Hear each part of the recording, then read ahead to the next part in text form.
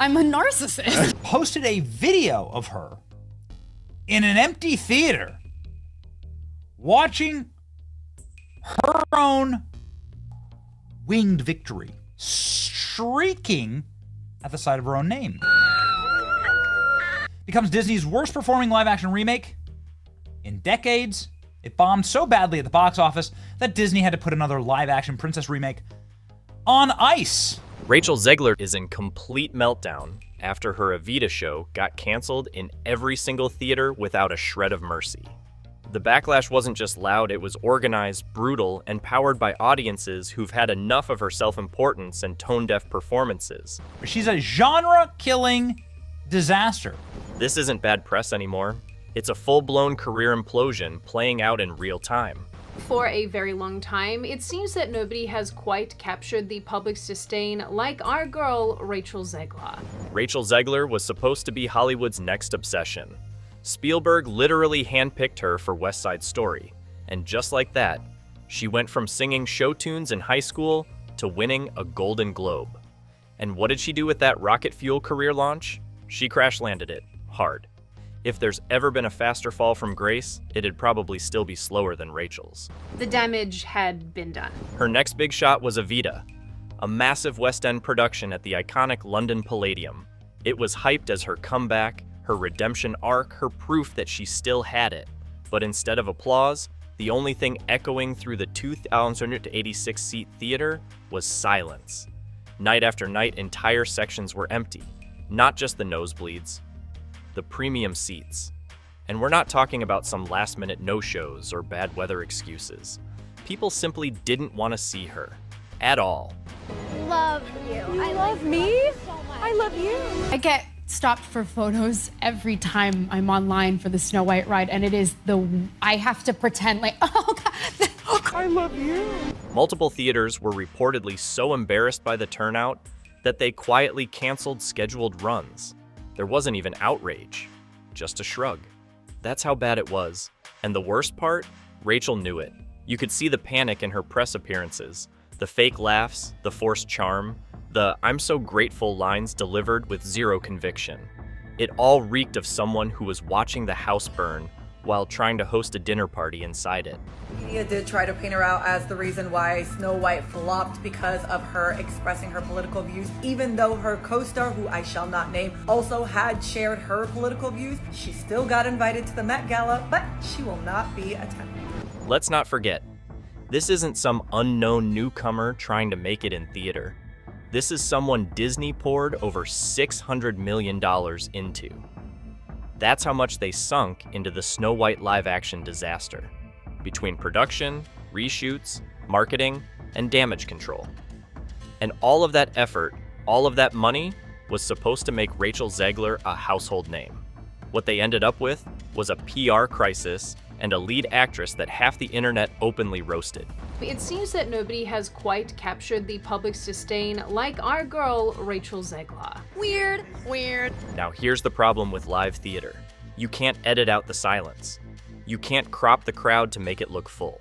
You either sell tickets or you don't. And Rachel didn't, not even close. People weren't just uninterested. They were actively turned off. This wasn't a random cold streak or a slow opening week. This was a flatline. Night after night, rows and rows of empty velvet seats in one of the most prestigious venues in London. The same stage legends dream of performing on. And Rachel couldn't even get people to show up for a discounted seat. Sadly for Disney, and honestly Hollywood, although they poured millions of dollars into fancy marketing and basically begged fans to like both Rachel Zegler and the Snow White film, people just didn't. And this was supposed to be her safe zone. Theater was where she started, where she once got praised for her vocals, where fans used to say she's better live. But now, even her comfort zone rejected her. The message from audiences was loud and brutal. We're done. And it wasn't because of a bad script or poor promotion. It was her. People just don't like her anymore. And you can't blame bad lighting for that. Trying a bit too hard to tell a joke in a funny way or deliver a punchline in a way that's super clippable for social media. So what did theaters do? They pulled the plug quietly. No big announcements, No public statements, just silent cancellations. And honestly, that might be the biggest slap in the face, because when no one's angry anymore, it means they've stopped caring.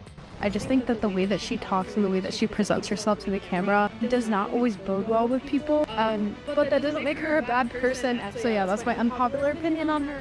Rachel Zegler has become a masterclass in how to torch a Hollywood career in real time. Not by accident, but on purpose, and with the kind of smug confidence only a self-proclaimed narcissist could pull off. Her press appearances, they've turned into a crash course in career suicide. It's less red carpet charm and more like she's delivering a TED Talk titled, How to Lose Fans in 60 Seconds or Less. You can't make this stuff up. And the worst part? She's the one lighting the matches. After meeting her in person, first I will say I completely understand how people took what she said about Snow White and how she promoted that and just took it negatively, because I did too. Like, I genuinely did not like the way that she was talking about her character and stuff. Let's go back to Snow White. It should have been a slam dunk. Disney, legacy, global icon. All she had to do was smile, nod, and keep the classics intact. But instead, Rachel opened her mouth and decided to call the original prince a stalker. Yes, she went on record during a D23 interview, grinning ear to ear as she mocked the love story that helped build the Disney empire.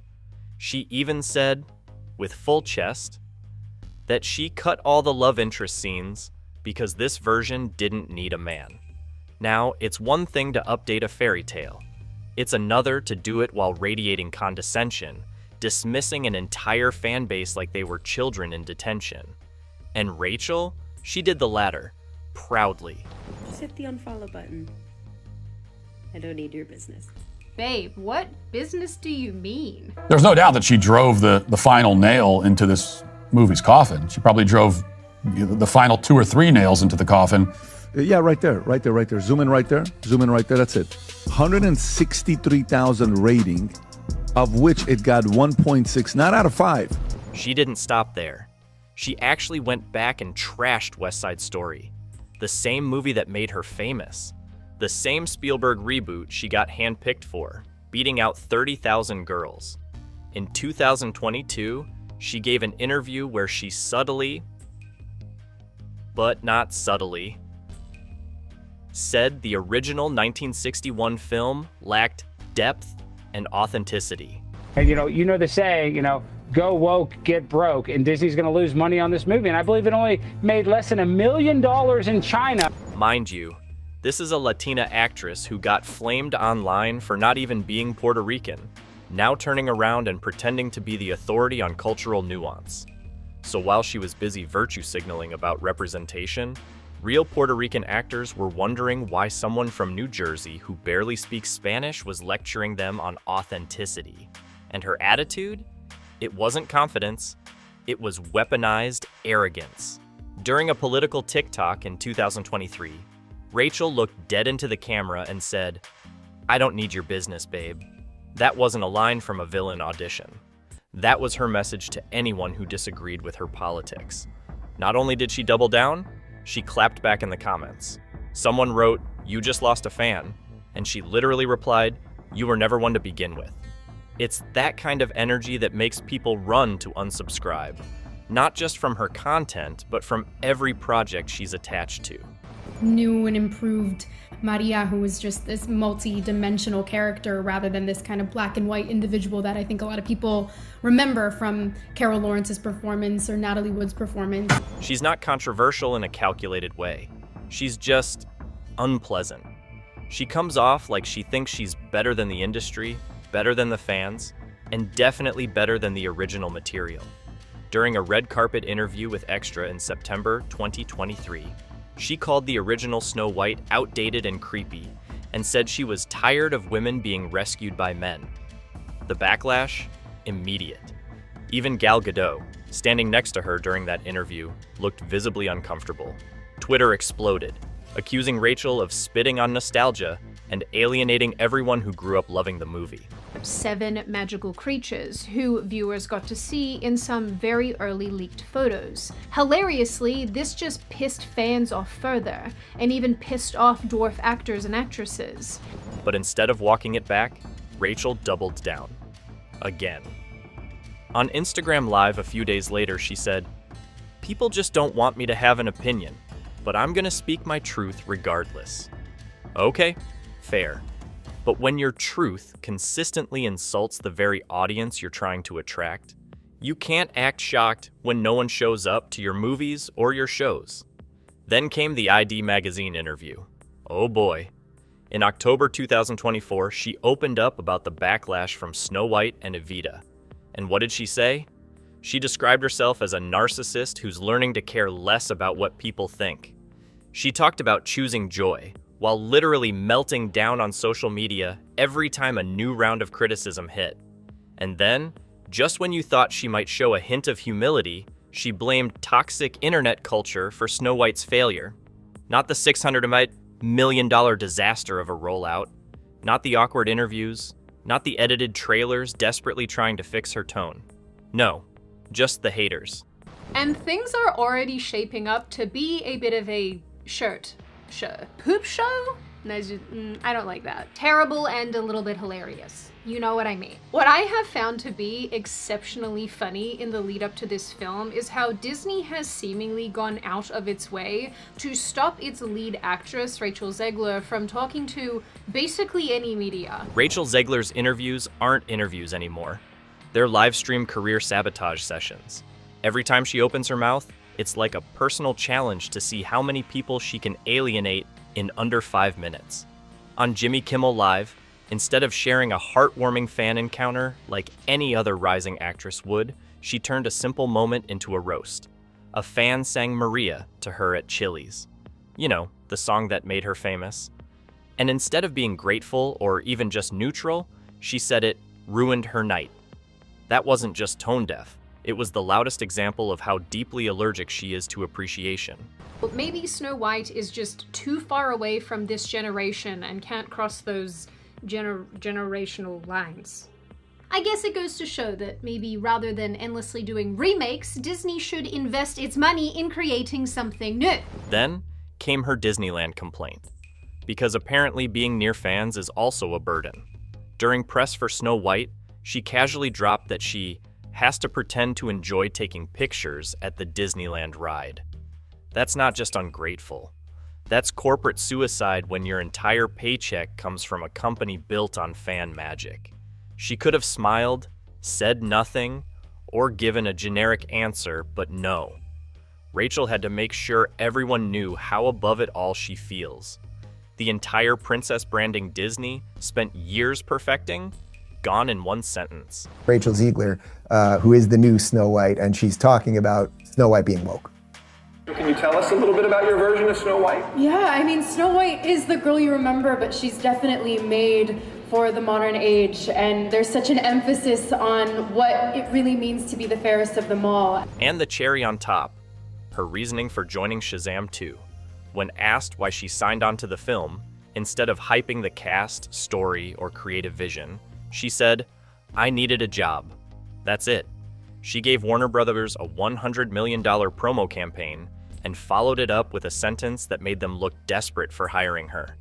Even fans of the franchise felt insulted, like the film was just a paycheck to her. It wasn't even a good lie. She could have said she loved superheroes or wanted to try something new.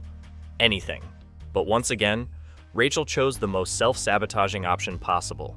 She's dumb, but maybe she'll learn. You know what? Whatever I called her, it worked. What makes it worse is her constant preaching about choosing light and positivity. She says it in every interview like a rehearsed chant. But this is the same person who's trashed her own fans, insulted the original film she's in, and shaded her co-stars on social media. She tells people to be kind while publicly mocking the stories that built her career. She tells critics to touch grass while her own ego does laps around the stratosphere. It's not just hypocrisy. It's self-inflicted damage dressed up as moral superiority. Cartoon was made 85 years ago, and therefore it's extremely dated when it comes to the ideas of women being in roles of power. And then there's the woke princess rebrand and TM, the one nobody asked for but we're all stuck with. Rachel Zegler took Snow White, a fairy tale that's older than World War II, and tried to repackage it like a LinkedIn motivational post. According to her, the new Snow White isn't about romance or love, Tim. No, she's a leader now. Because apparently, every Disney character needs to come with a TEDx talk and a policy agenda. She straight up bragged that they cut all the love interest scenes because fairy tales are outdated. It wasn't even subtle. It felt like a campaign ad, except the only thing she was running for was Most Out of Touch Actress of the Year. And Rachel Zegler, being 23 or whatever she is, like so many kids raised on TikTok, she's all for infantada is the only global solution. This wasn't a one-time quote either. She's repeatedly said in interviews that she hated the original Snow White. And not in a nuanced critique kind of way. She called the prince creepy and implied the whole story was weird. Yet somehow she still signed on to star in the remake. So, which is it, Rachel? Artistic principles or a 7-figure contract? She turned her nose up at the very story that gave her this role, then tried to act surprised when audiences didn't line up to support her. You don't get to slap the fans, bash the story, and still expect applause. Anyway, back in late 2024, when Zegler tweeted about the Snow White trailer getting millions of views on YouTube, she followed up her post with another stating, "Free Palestine." Her West Side Story commentary followed the same pattern. She claimed her version of Maria was multidimensional and not like the black and white original. Which sounds nice until you realize how tone-deaf that is coming from someone who constantly misrepresents the very culture she claims to represent. Critics and fans alike pointed out how she barely understood the nuance of the Puerto Rican story she was supposedly giving a voice to. Instead of showing humility or gratitude, she gave press quotes like she was doing the audience a favor by being there. About the very first actress in history to become box office poison before she ever came box office. You know what I'm talking about. And let's not skip the accent switching. In multiple interviews, she suddenly switched accents when saying words like Latina or Puerto Rico, even though she doesn't speak fluent Spanish and was raised far outside of the culture she's claiming. It didn't come off as pride. It came off as performative pandering. Social media called it out instantly, and the clips didn't go viral in a good way. It just made her look like someone trying way too hard to sell a version of herself that wasn't rooted in reality. Like, don't get me wrong, I know that there are some people, or probably many people, who've worked really hard on this movie, but I do love watching Disney collapse in on itself. That's the recurring theme here. None of it feels real. Not the activism, not the interviews, not the princess branding, not even the career choices. Everything Rachel says sounds like it was written to go viral, but all it actually does is push people further away. Studios gave her platforms most actors dream about, and instead of building connection, she turned every opportunity into a monologue about how much better she thinks she is than the audience. And the audience, they noticed. They always do. This is purely because Rachel Zegler is just this awful. The truth is that Warner Brothers actually did this a few years ago with relation to The Flash because its lead actor, Ezra Miller, was caught up in some controversy too. Except that Miller's was like kidnapping. Rachel Zegler managed to do something truly impressive. She turned her entire public image into a walking contradiction. While her team desperately tried to market her as Disney's next big face, she was out there treating every platform like it was her own personal soapbox. It wasn't just bad PR. It was radioactive. She's an asshole. That's number one. You called her a pig? She's a pig. In 2023, she straight up said, "F Donald Trump" in a live stream. Not coded, not implied, just out loud. She followed it up by saying she hoped his supporters never know peace. And she didn't even blink. This wasn't during some heated political debate or edgy podcast. It was while she was actively promoting Snow White, a children's movie. It took less than 24 hours for screenshots to spread like wildfire. Her fan base, already thinned out by her earlier remarks, split in half instantly. People flooded comment sections, calling her tone divisive, aggressive, and out of touch for someone who built her brand on light and positivity. After days of silence, she was forced to apologize, but even that felt like a reluctant PR formality. The damage had already been done. So she came out and took a large dump on half of the country. Everyone who voted for Trump, I remember her words. She hopes they know no peace. Right. Something really, and that Trump knows no peace. That same month, she posted a TikTok telling her followers to vote for Kamala Harris in 2024 and insisted that it was non-negotiable. Then she went one step further. She told anyone who disagreed to unfollow her, and a lot of them did. She lost tens of thousands of followers in under a week. Comments called her preachy, arrogant, and completely unaware of her audience. Even fans who supported her politically were baffled by how tone-deaf her delivery was. There's a difference between having convictions and acting like your followers are too stupid to deserve opinions of their own. And Rachel leaned fully into the latter. She sort of feels like the poster child for it. What's really interesting is that Zegler's fall from grace has been a very satisfying watch for plenty of people.